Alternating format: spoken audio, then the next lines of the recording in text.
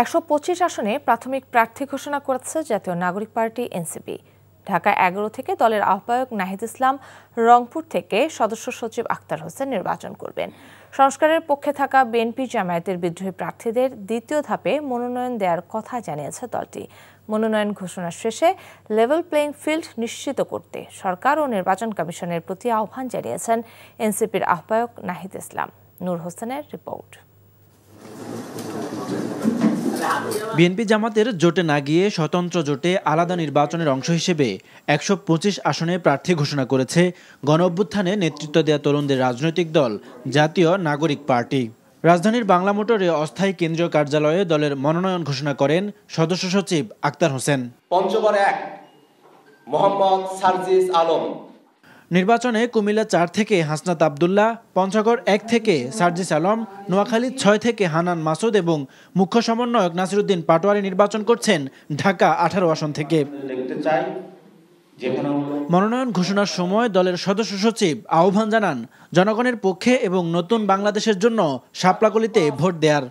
আর নাসিরউদ্দিন পাটোয়ারি বলেন, দ্বিতীয় ধাপে বিএনপি জামায়াতের বিদ্রোহী প্রার্থী যারা সংস্কারের পক্ষে রয়েছে তাদের মনোনয়ন দেয়া হবে। সামনের যে নির্বাচন সেটা শুধুমাত্র জাতীয় সংসদ নির্বাচন নয়, তার মধ্য দিয়ে বাংলাদেশের রাষ্ট্র কাঠামোতে সংস্কারের বিষয়ে গণভোট অনুষ্ঠিত হবে।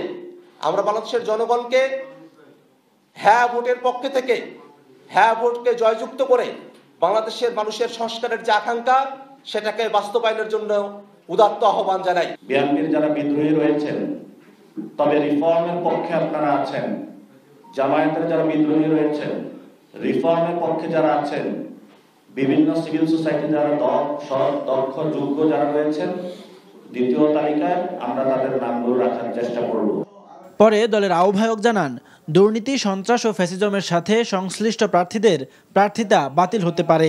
নির্বাচনের লেভেল প্লেইং নিশ্চিতে সরকারের প্রতি আহ্বানও জানান তিনি। কারো বিরুদ্ধে কোনো অভিযোগ থাকে দুর্নীতি, সন্ত্রাস বা ফ্যাসিজমের সাথে জড়ানোর, তাহলে সেই প্রার্থীটা বাতিল হবে। এবং আমাদের এই প্রক্রিয়া কিন্তু চলমান আছে, চলমান থাকবে যতদিন না আমরা চূড়ান্তভাবে ৩০০ মনোনয়ন দিচ্ছি। যারা মাফিয়া, বিভিন্ন জায়গায় মাফিয়াদেরকে নমিনেশন দেওয়া হয়েছে, ঋণ খেলাপিকে নমিনেশন দেওয়া হয়েছে, তাদের বিরুদ্ধে ব্যবস্থা নেবে কিনা এর উপর নির্ভর করবে যে নির্বাচন কমিশন কতটা সুষ্ঠু প্রক্রিয়া কাজ করতেছে।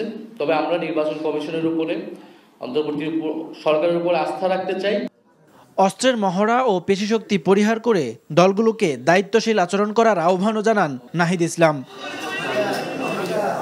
নূর হোসেন, এনটিভি নিউজ, ঢাকা।